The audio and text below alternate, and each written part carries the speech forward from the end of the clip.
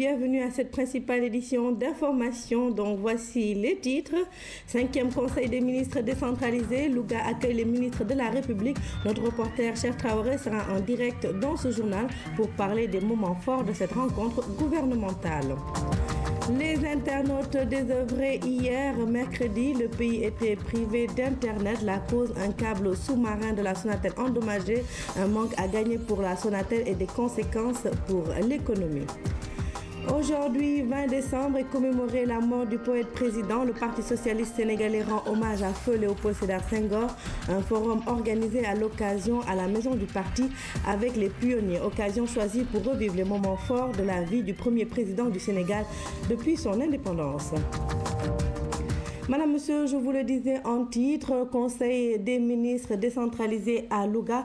Nous nous rendons tout de suite à Louga pour retrouver notre envoyé spécial, Cheikh Traoré, déplacé spécialement pour l'événement. Bonjour, Cheikh Traoré. Bonjour, Ramatadem. Alors, que pouvez-vous nous dire aujourd'hui par rapport à justement l'événement qui anime Louga?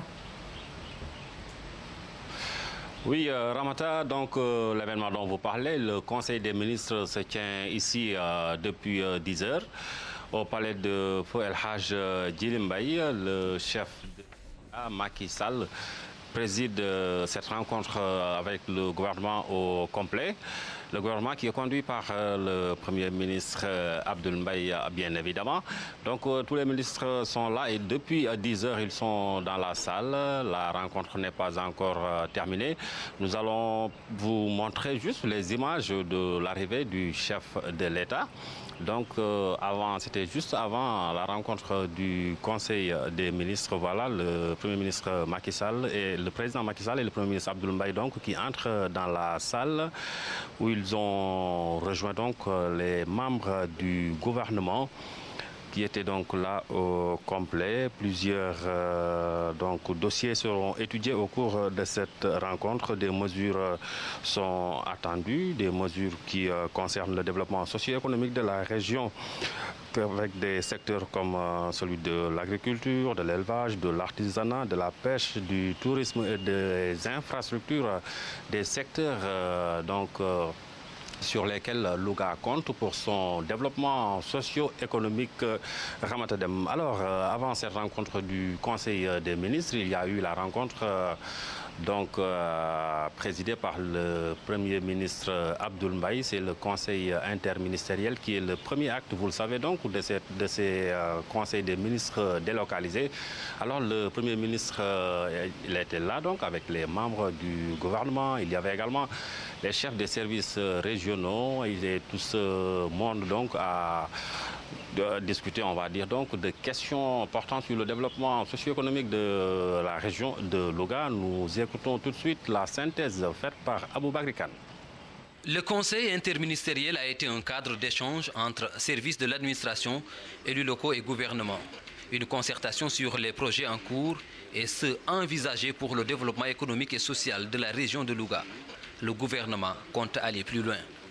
Les projets pour Louga étaient en nombre insuffisant et qu'il était important de relever leur nombre et leur montant global.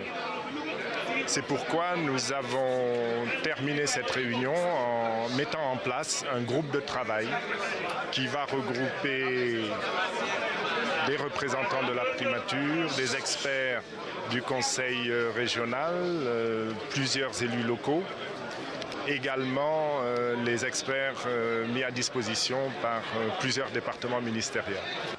Des débats fructueux qui ont permis de montrer que la stratégie de développement de la région de Louga conduit à mettre l'accent sur les secteurs de l'agriculture, l'élevage et la pêche à travers un plan de développement.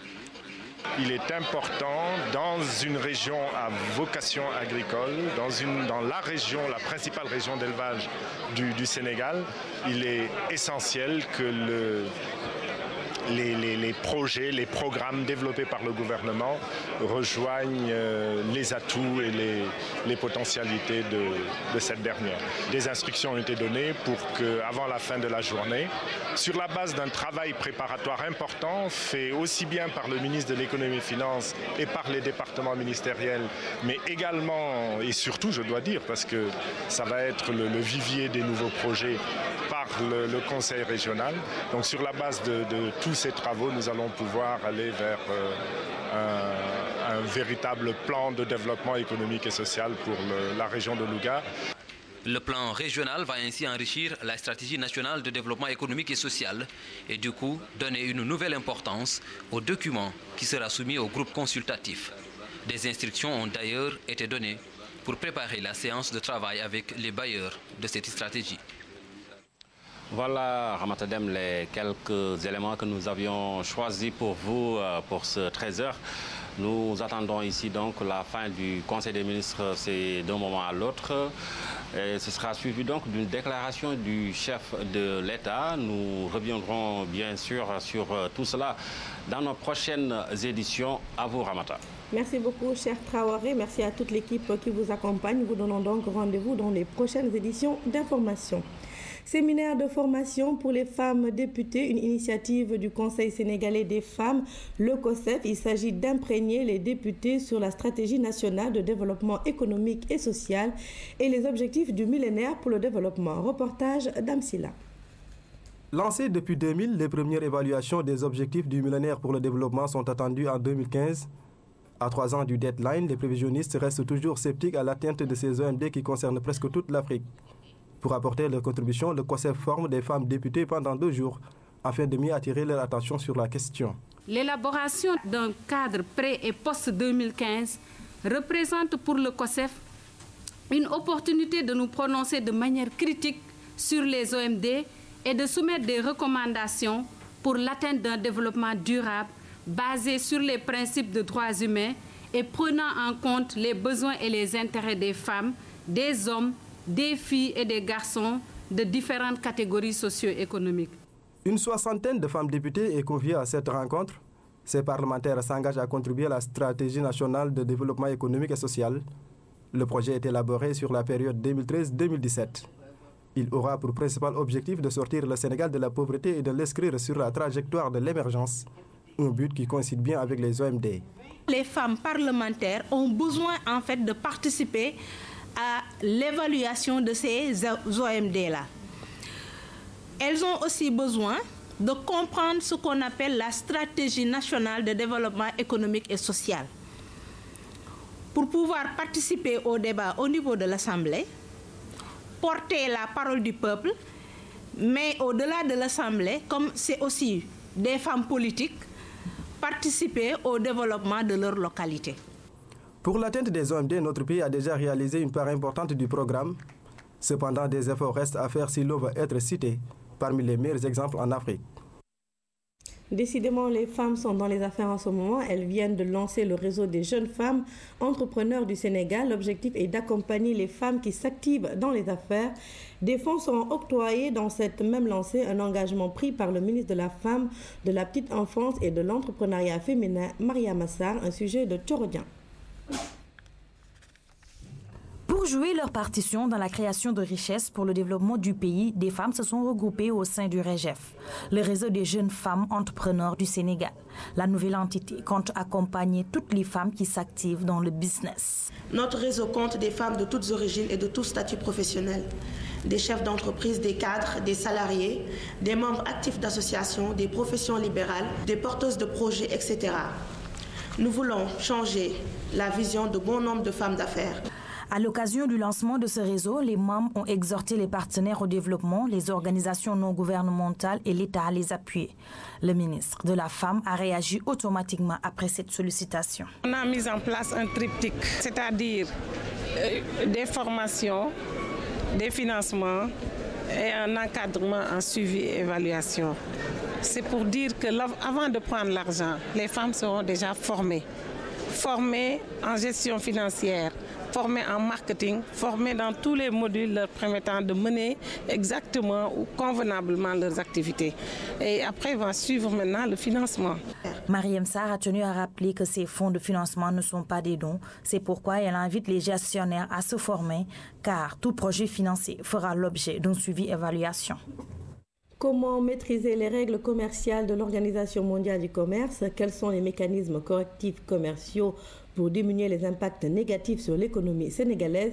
C'est autour de ces deux questions que se penchent les membres du Comité national sur les mesures correctives commerciales. Le secteur aviaire sénégalais face aux assauts des importateurs des poulets, un sujet au cœur des discussions et réflexions, nous dit Alassane Djedjou. On le sait, elles sont complexes, les règles qui régissent le commerce international.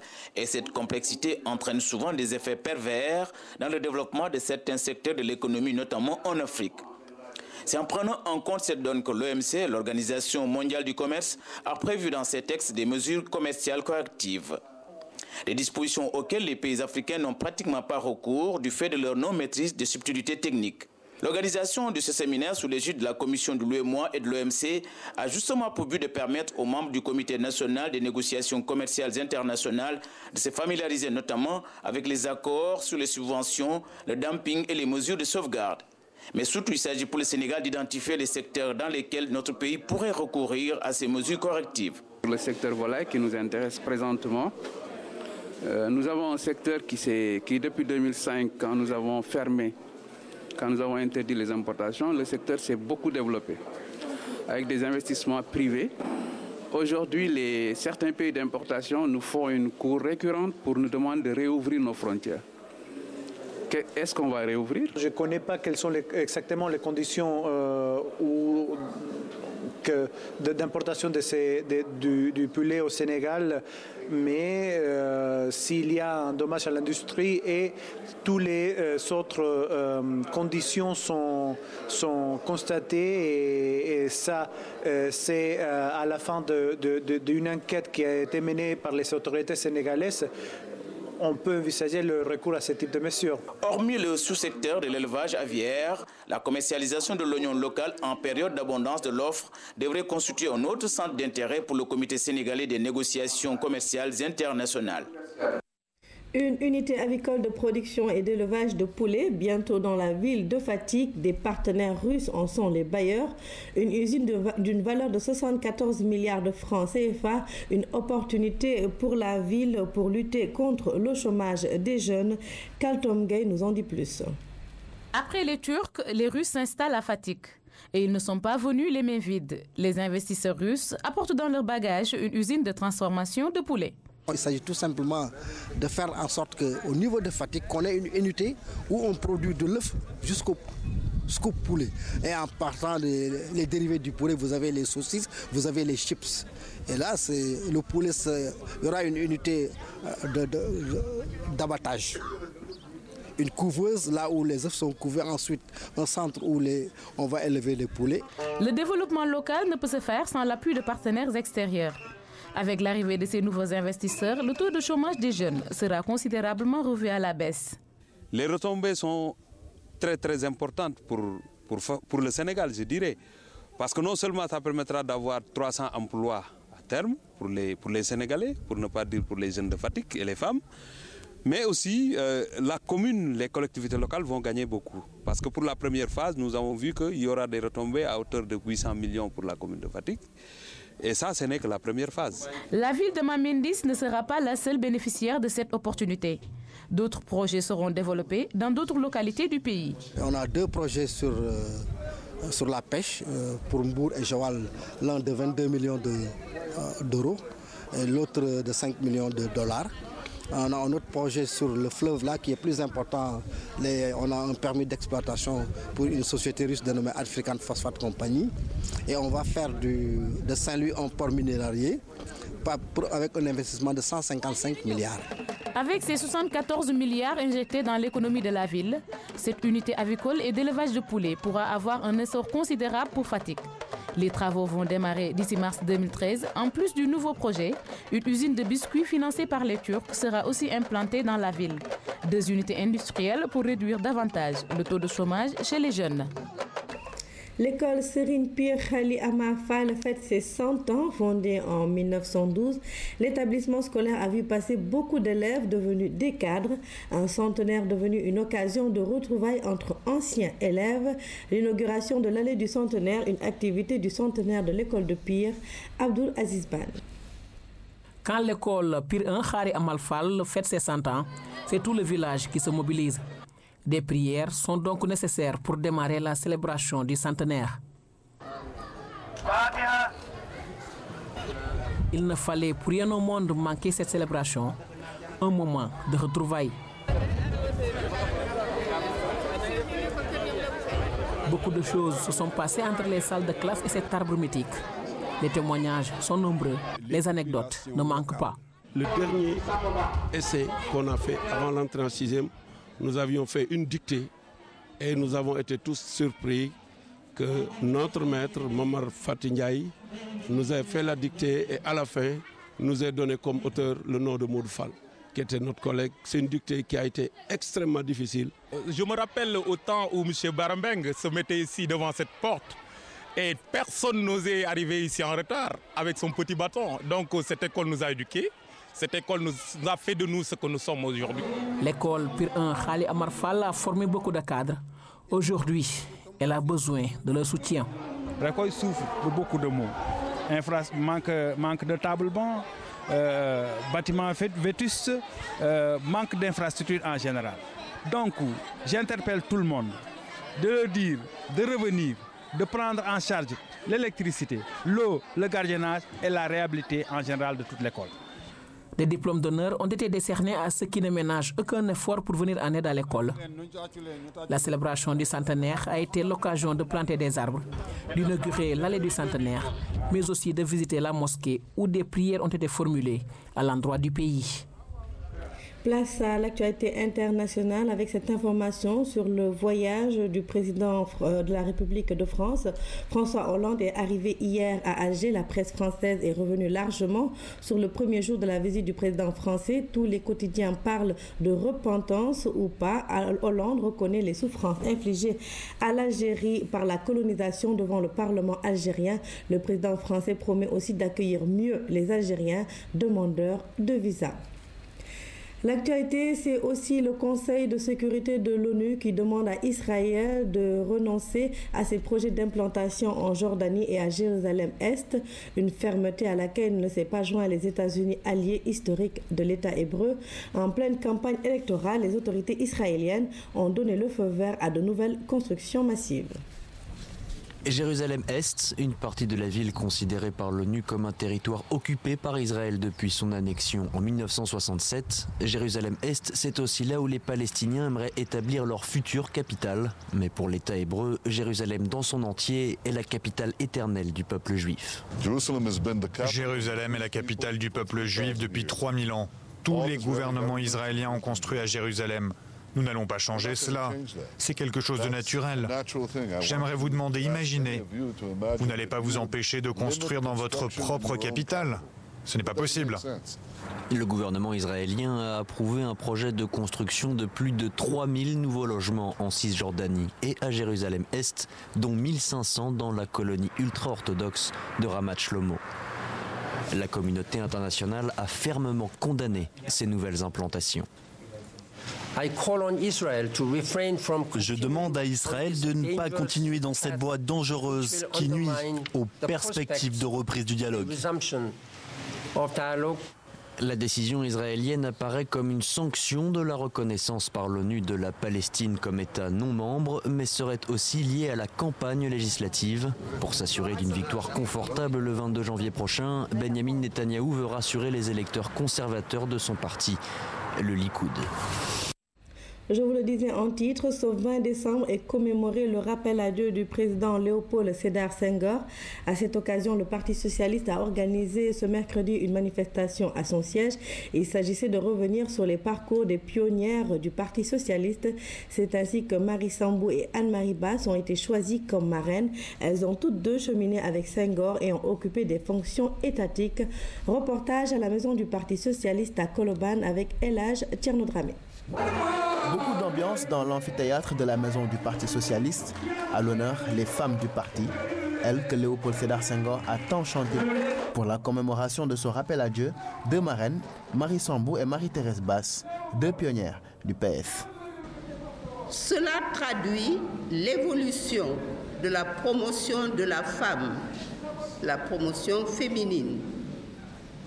Partie du pourcentage des femmes dans les instances politiques dirigeantes pour en arriver à la parité. Marie Sambou milite au PS depuis sa sortie de l'école normale des jeunes filles de Rufisque. C'était vers les années 60.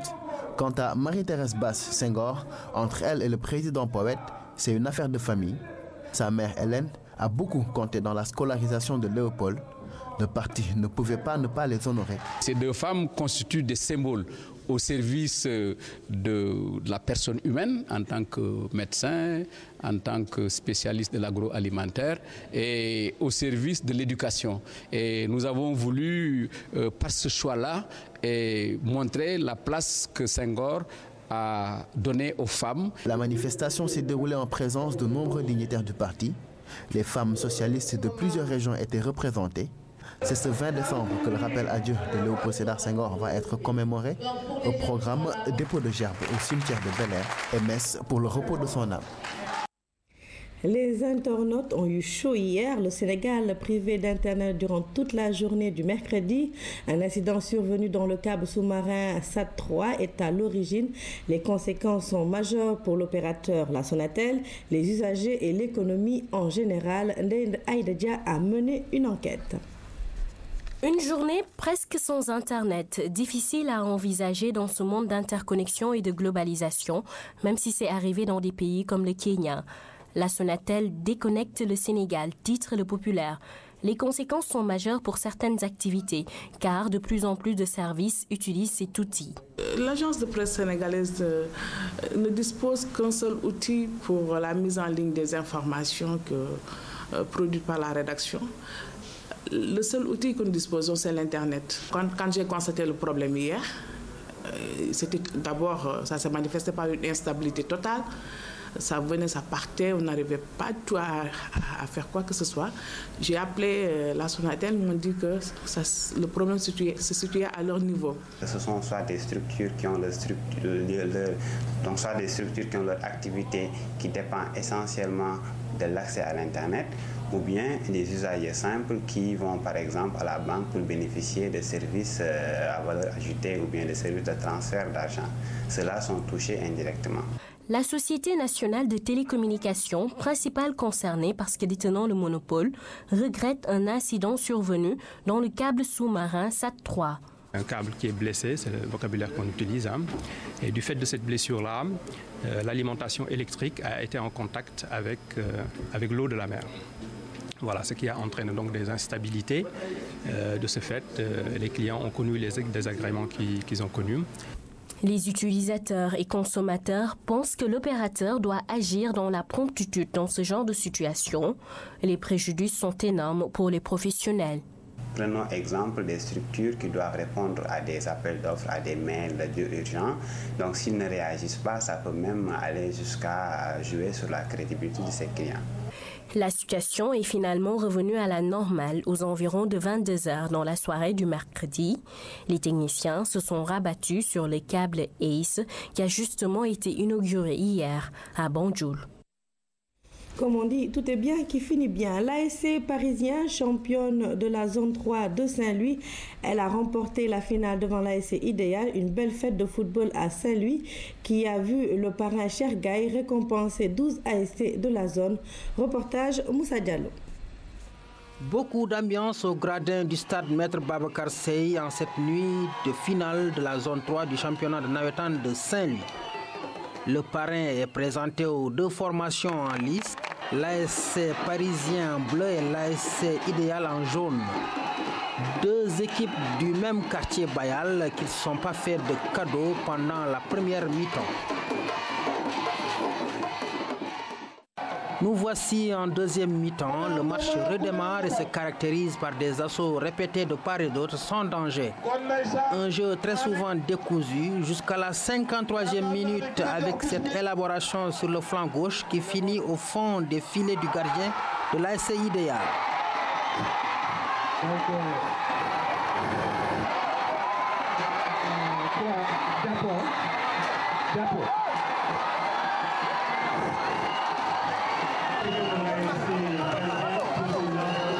Le parrain a vêtu l'ensemble des 12 ASC de la zone en équipement. Les deux finalistes, en plus des jeux d'équipement, il les a donné un jeu de blouson. Il a donné 24 ballons. Ensuite, il a décoré des anciennes gloires qui ont honoré le football sénégalais. Je dois dire que j'ai été également très fortement impressionné par la qualité de cette finale, qualité dans le jeu qui a été produit, où deux grandes équipes de la zone, l'ASC Idéal et l'ASC Parisien, ont rivalisé en termes de rigueur physique, en termes de capacité technique, et ça a été un jeu très alléchant. Naturellement, au finish, c'est l'ASC Parisien qui a remporté la victoire au détriment de l'ASC Idéal. Cette soirée a été une belle fête du mouvement Nawetan et pour l'ODCAV de Saint-Louis. Élément donc qui met fin à cette présente édition d'information. Madame, Monsieur, merci de votre aimable attention. Je vous rappelle que vous retrouverez à 20h Alassane Cissé pour la grande édition du soir. Vous pourrez également retrouver Cheikh Traoré et toute son équipe en direct de Louga pour vous reparler du Conseil des ministres décentralisé qui se tient même en ce moment dans la ville de Louga. Retrouvez tout de suite Adjaratou Ramaboy pour l'édition en Wolof. Excellent suite de programme sur la RTS.